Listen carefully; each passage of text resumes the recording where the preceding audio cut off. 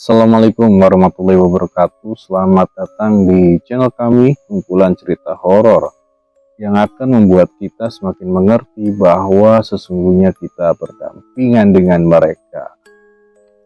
Oke, gua M. Saputra. Kali ini gue mau nyeritain pengalaman yang dialami sama seseorang yang bernama Mbak Santi. Jadi Mbak Santi ini ngebagiin kisahnya di Facebook dengan nama Santi Merdekawati. Pengalaman yang nantinya menjadi awal dari kejadian-kejadian yang dialami oleh Mbak Santi. Kejadian yang gak biasa dan bahkan mungkin sangat jarang banget buat kita dengar ya di lingkungan sekitar kita, yaitu mati suri. Sebelum kita mulai ceritanya, buat kalian semua yang mau dukung channel kita berdampingan, jangan lupa buat like, subscribe, dan komentar biar channel ini terus berkembang dan kita semakin semangat buat bikin video lainnya. Oke John, langsung aja, inilah kisahnya. Dok, bolehkah aku minta disuntik mati aja? Aku gak mau menyusahkan mama dan bikin dia sedih. Kalimat itulah yang dibilang sama Mbak Santi ke dokter yang lagi diri di depan dia. Dokter yang selama ini udah ngerawat dan ngasih support ke dia buat melawan penyakitnya. Udah 2 tahun Mbak Santi bolak-balik dirawat di rumah sakit ini. Dan udah nggak kehitung Mbak Santi mondar-mandir di ruangan ini. Ruangan yang jadi saksi bisu gimana lemahnya Mbak Santi begitu penyakitnya ini kambuh. Ya, penyakit yang gak pernah bisa terdiagnosa secara medis. Beberapa kali Mbak Santi berusaha buat mendiagnosa penyakitnya, tapi tetap aja hasilnya normal. Tapi badannya Mbak Santi malah semakin lemah, mukanya semakin pucat, dan rasa sakitnya semakin gak bisa dia tahan. Dan penyakit ini masih menjadi misteri bagi keluarganya. Mbak Santi selalu muntahin darah setiap jam 1 malam. Bahkan darah segar juga keluar dari mulut, hidung, dan telinganya. Bahkan beberapa kali Mbak Santi juga pernah ngeluarin darah dari matanya. Sampai-sampai Mbak Santi itu nggak bisa ngeliat buat beberapa saat. Dengar tangisan pilu dari mamanya. Tangisan dari seorang ibu yang gak tega ngeliat anaknya ngerasain rasa sakit dan ngeluarin darah segar dari sana sini. Pilu memang rasa sakit yang dialami sama Mbak Santi ini. Tapi yang bisa dilakuin sama Mbak Santi dan keluarganya cuma membawa dia ke rumah sakit sambil berharap ada obat-obatan atau alat-alat medis yang bisa ngebantu keadaan dia. Meskipun nyatanya gak kayak gitu. Mbak Santi yang didiagnosa normal masih harus ngerasain rasa sakit itu hampir setiap malam. Dan akhirnya Mbak Santi pun ngerasa pesimis, makanya itu dia berani buat minta disuntik mati sama dokter. Meskipun dokternya saat itu kaget karena permintaan itu bisa keluar dari anak gadis yang masih berumur 19 tahun, yang waktu itu masih duduk di bangku kuliah semester 2 salah satu universitas di kota Malang. Dan akhirnya malam itu penyakit Mbak Santi itu kambuh. Mbak Santi yang kayak biasa lagi di kamar sambil ngerjain tugas kuliahnya, tiba-tiba ngerasain kepalanya itu pusing, badannya itu berat banget dan tenggorokannya itu sakit banget. Dan tiba-tiba dia terjatuh dari kursi belajarnya. Sambil teriak Mbak Santi manggil mamanya. Itu hal biasa banget ya, kalau dia udah ngerasain sakit dan sampai kayak gitu, dia pasti manggil mamanya. Mbak Santi muntah karena ngerasa perutnya itu kayak ditusuk-tusuk jarum. Mamanya buru-buru datang sambil bawa ember terus nadain ke mulutnya Mbak Santi buat nahan darah segar yang keluar dari mulut Mbak Santi. Sesekali mamanya itu ngelap mulut Mbak Santi pakai kain basah dan dia sambil bilang, "Ya Allah, kenapa harus anakku yang ngerasain sakit ini? Kenapa bukan aku aja?" Mbak Santi pun mulai ngeronta-ronta gak terkendali. Dia ngerasain bener-bener kayak ada yang nusuk-nusuk dari mulut, hidung, telinga, mata, semuanya. Dan dia sambil ngejerit bilang, "Mah, aku udah gak sanggup lagi. bener-bener udah nggak kuat lagi. Dan tiba-tiba semuanya gelap. Di sini Mbak Santi udah nggak sadar dan dia udah nggak tahu apa-apa lagi sampai akhirnya dia mimpi.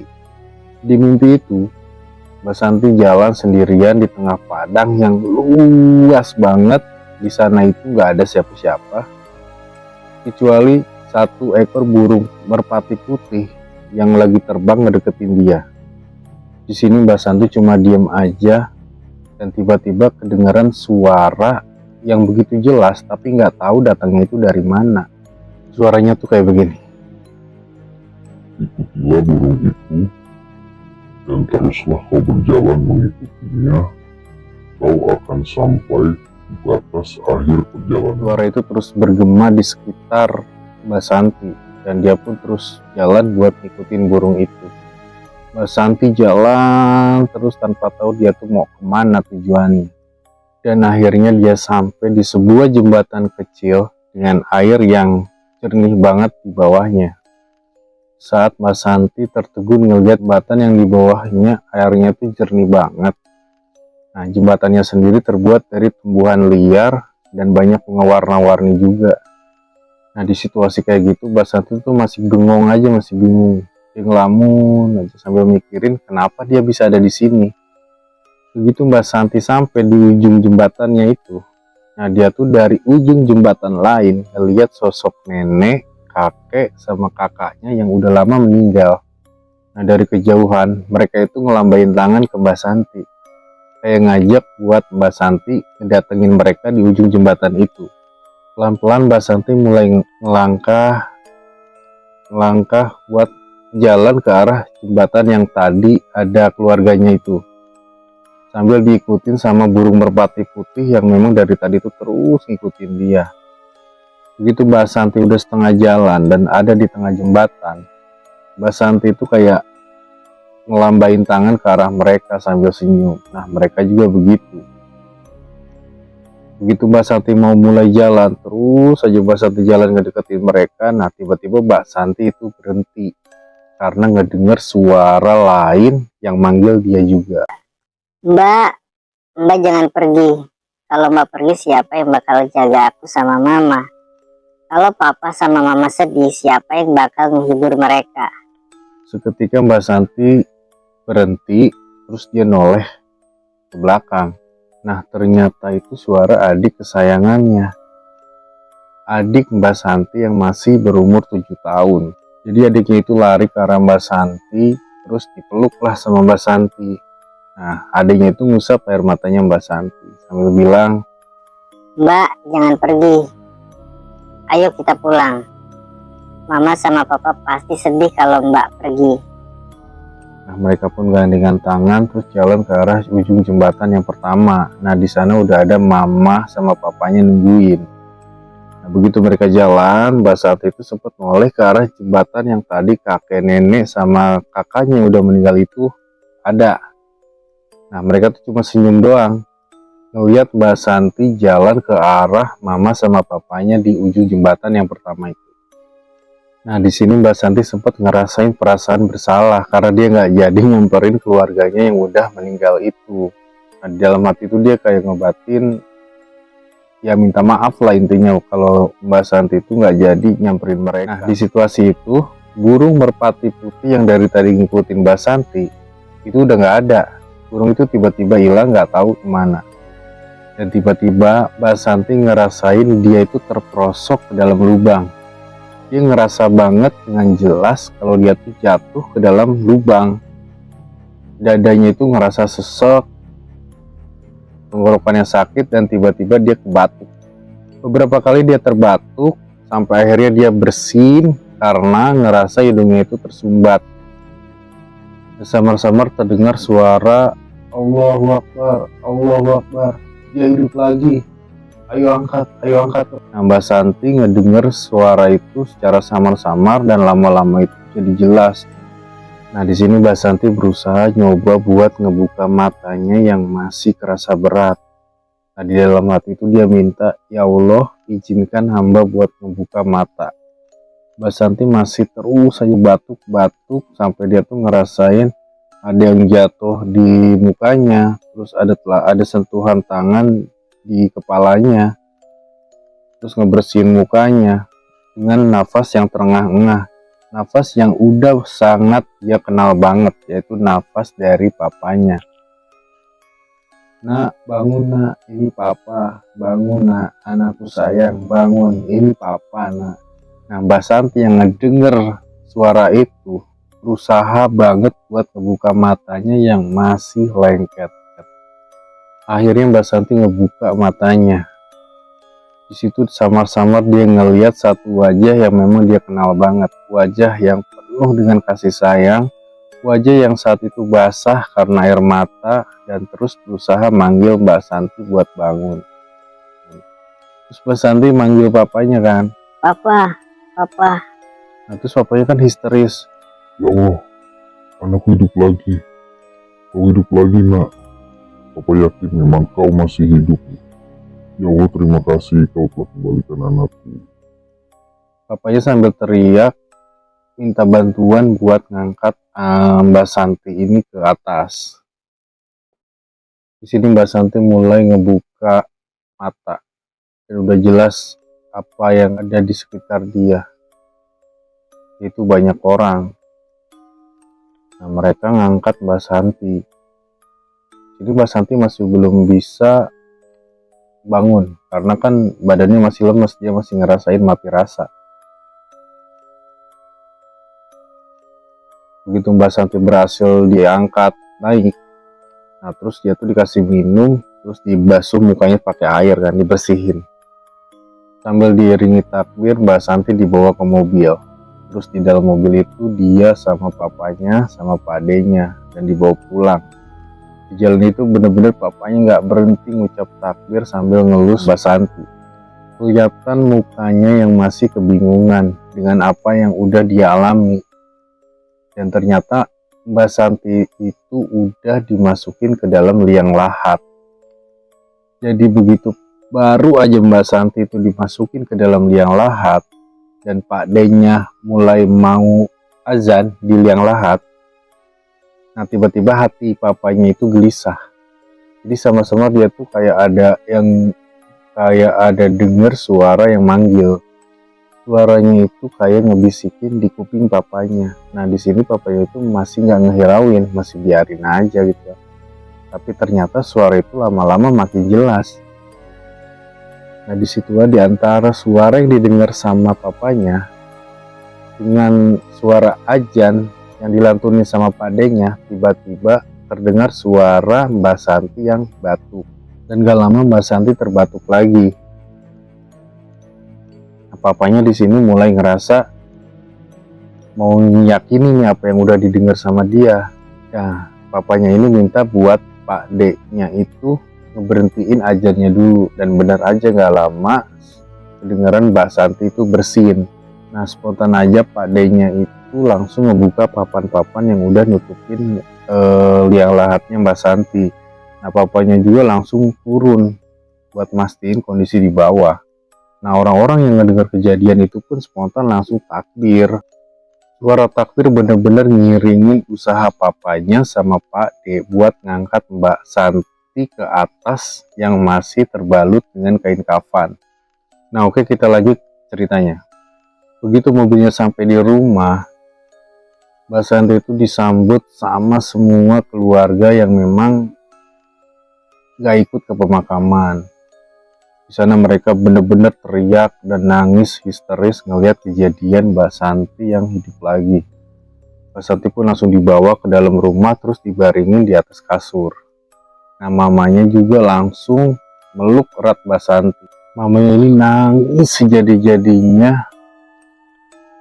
sampai-sampai air matanya itu ngebasahin mukanya Mbak Santi.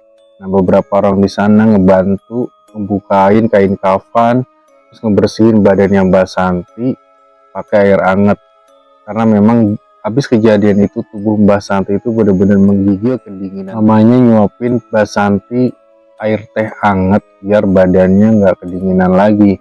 Nah nggak lama datang seorang bidan yang memang dipanggil buat ngecek kondisi Mbak Santi yang sebenarnya. Nah, bidan itu pun mulai ngecek kondisi Mbak Santi setelah ngelewatin serangkaian tes dan akhirnya Mbak Santi dinyatakan normal. Nah, bidan itu juga nyaranin ke mamanya buat biarin Mbak Santi istirahat dulu. Jangan dulu ditanyain apa-apa. Dan bidannya juga ngasih beberapa vitamin dan obat buat pemulihannya Mbak Santi. Karena Mbak Santi di sini masih diem aja. Keluarganya yang lain juga akhirnya nggak berani buat nanya-nanya ke Mbak Santi. Apa sih yang dialami sama Mbak Santi waktu mati suri tadi? Nah, papanya dia berangkat ke rumah sakit tempat dimana Mbak Santi terakhir nggak sadarkan diri terus dinyatakan meninggal. Jadi waktu malam itu Mbak Santi begitu penyakitnya kambuh dan dia pingsan, yaitu dibawa ke rumah sakit. Nah, sempat dirawat beberapa jam di sana dan akhirnya Mbak Santi dinyatain meninggal sama rumah sakit. Nah, jadi Mbak Santi itu dinyatain meninggal sama rumah sakit itu jam 3 pagi. Nah, dibawa ke rumah buat disemayaminnya itu jam 6 pagi. Nah, begitu zuhur mau dimakamin, nah terjadilah kejadian tadi. Kejadian luar biasa yang atas izin Allah akhirnya Mbak Santi hidup lagi. Hari itu Mbak Santi masih diem aja, dia masih tertegun. Dan akhirnya setelah beberapa hari di rumah, pihak keluarga termasuk orang tuanya Mbak Santi mutusin buat ngebawa Mbak Santi ke Kiai di Pasuruan. Mbak Santi dibawa ke sana atas dasar anjuran dari tetangganya yang juga murid di pesantren Kiai itu. Tanpa nunggu lama, Mbak Santi langsung dibawa ke Pasuruan, ditemenin sama orang tua dan kerabatnya. Perjalanan yang cukup panjang dari rumah Mbak Santi ke Pasuruan karena ngebutin waktu 1,5 jam. Belum lagi mereka masih harus berjalan menuju ke rumah kiainya karena memang tempatnya itu jauh dari perkotaan. Setelah beberapa lama akhirnya mereka pun sampai lokasinya itu di area perdesaan yang masih banyak banget hamparan sawah. Mereka masuk ke gerbang pesantren yang memang pesantren itu milik dari kiai tersebut. Begitu mereka masuk sambil ngeliat-liat area sekitar pesantren kan yang memang indah banget, tiba-tiba mereka didatangi sama seorang ustadz. Jadi ustadz itu tuh mempersilahkan mereka buat menuju ke salah satu rumah besar yang ada di sana. Ternyata rumah besar itu adalah rumah dari kiai tersebut. Rumah yang begitu indah dengan ornamen warna hijau dan putih dan juga banyak ukiran dari kayu jepara. Dan mereka duduk di salah satu ruangan yang biasa buat terima tamu dan tiba-tiba keluarlah seseorang dari dalam. Seseorang yang kira-kira umurnya itu antara 55 sampai 60 tahun. Jadi orangnya itu berwibawa banget dengan pakaian serba putih dan ternyata itulah kiai yang dimaksud. Kiai itu ngucapin salam sambil salaman sama orang tua dan kerabat dari Mbak Santi. Nah, begitu giliran Mbak Santi yang salaman, Pak Kiai itu langsung bilang, Kasihan kamu, Dok. Untung kamu cepat dibawa ke sini. Semoga aku dapat melepaskanmu dari teluh ini. Semuanya kaget dengar Kiai itu ngucap kata teluh. Mereka nggak nyangka kalau Mbak Santi itu ngalamin guna-guna ilmu hitam yang dinamain teluh. Apalagi mamanya, dia tuh bener-bener shock banget begitu dengar Pak Kiai ngejelasin kalau Mbak Santi itu kena teluh. Mamanya itu kaget karena dia itu ngerasa nggak pernah punya musuh. Tapi kok kenapa bisa ada orang jahat yang tega ngirimin teluh ini ke Mbak Santi. Akhirnya keluarga Mbak Santi ngejelasin semuanya yang terjadi sama Mbak Santi. Nah, mereka juga ngejelasin kalau mereka datang ke sini tuh karena anjuran dari seorang tetangga mereka yang juga kebetulan murid dari pesantren ini. Pak Kiai pun langsung ngasih solusi ke Mbak Santi. Jadi Mbak Santi ini dikasih air putih buat diminum sampai habis. Nah, Pak Kiai ini bakal ngasih solusi lanjutan setelah ngelihat reaksi Mbak Santi setelah minum air putih ini. Nah, terus Pak Kiai ini minta mereka buat pulang. Cuman Pak Kiai ini ngasih pesan juga kalau selama di dalam perjalanan apapun yang terjadi mereka tuh jangan pernah berhenti buat ngeliatnya. Karena udah dititipin pesan kayak gitu, akhirnya keluarga Mbak Santi pun pulang langsung ke rumah. Begitu sampai di rumah, pas malamnya Mbak Santi itu ngerasa ada hal yang aneh. Jadi dia tuh ngerasa kayak ada banyak pasang mata yang ngawasin dia. Entah itu cuma perasaannya dia aja atau memang bener apa yang dia rasain itu. Nah, sampai akhirnya Mbak Santi sekitar jam 11 itu dia ngerasain ngantuk banget terus tidur di kamarnya. Jadi memang setelah kejadian itu Mbak Santi itu jadi orang yang lebih pendiam. Dia tuh jadi nggak banyak ngomong dan banyak habisin waktu buat ngelukis. Gak lama dia tidur, dia tuh kayak ngedengar suara yang berdenging di kupingnya. Bangunlah anakku, ambillah wudhu, sholatlah, kami akan menjagamu dalam sholat, dalam tidurmu. Bangunlah, ambillah wudhu. Di sini Mbak Santi kaget karena dia ngerasa baru aja tidur kok tiba-tiba ada suara yang nyuruh dia bangun. Jadi suara itu kayak nggak cuma ngebisikin di kupingnya doang, tapi juga di hatinya Mbak Santi. Nah, makanya itu di sini Mbak Santi bener-bener kaget. Begitu Mbak Santi mulai beranjak dari tidurnya, mulai bangun, nah dia tuh kayak diiringi sama suara azan selama dia jalan ke kamar mandi. Suara yang bener-bener jelas banget kedengeran sama dia. Setelah ngambil wudhu, dia tuh sempat ngeliat ke arah jam dinding. Dan waktu itu masih jam 12. Nah, karena Mbak Santi udah tidur, jadi dia itu langsung mutusin buat sholat hajat dan sholat tahajud. Nah, setelah beres sholat, dia tuh berdoa. Di dalam suasana hening malam, dia tuh berharap kalau Allah ngabulin doa dia. Nah, dia tuh minta kesembuhan.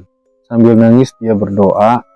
Tangisan yang memang udah benar-benar gak bisa kebendung lagi. Begitu dia ngeliat meja belajarnya yang penuh banget sama botol-botol obatnya. Nah, begitu dia lagi berdoa, dia minta, ya Allah sembuhkanlah aku. Nah, tiba-tiba antara sadar nggak sadar, Mbak Santi itu ngeliat bayangan yang lagi berdiri di depan dia.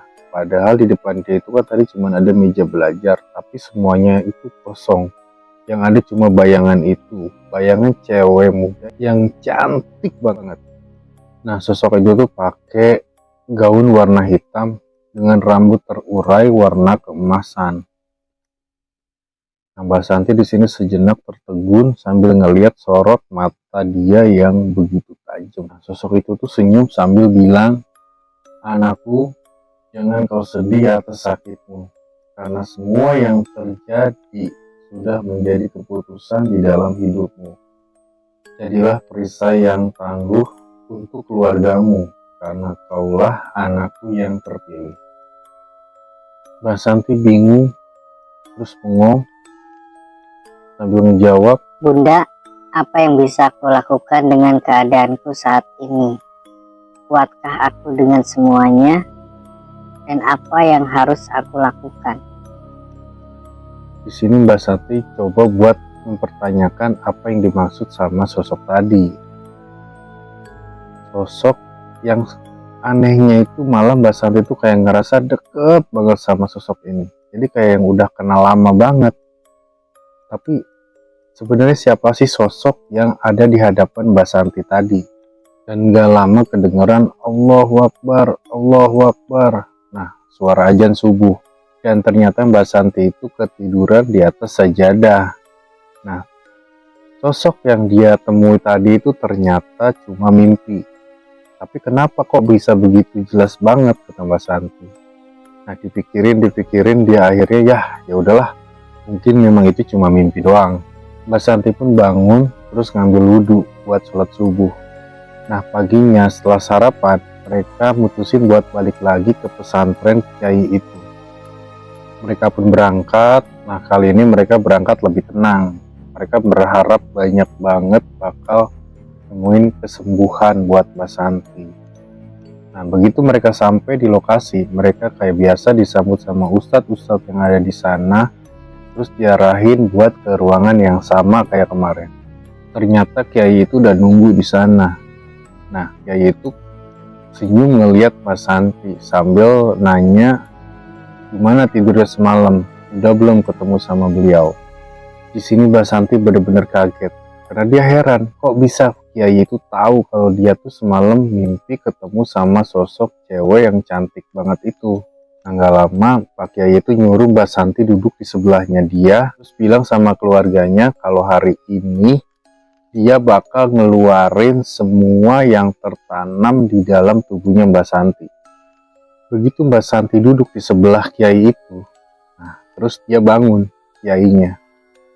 Nah, dia mulai ngebuka helaian rambutnya Mbak Santi. Nah, begitu sampai tepat di ubun-ubunnya, Kiai itu langsung ngolesin minyak zaitun.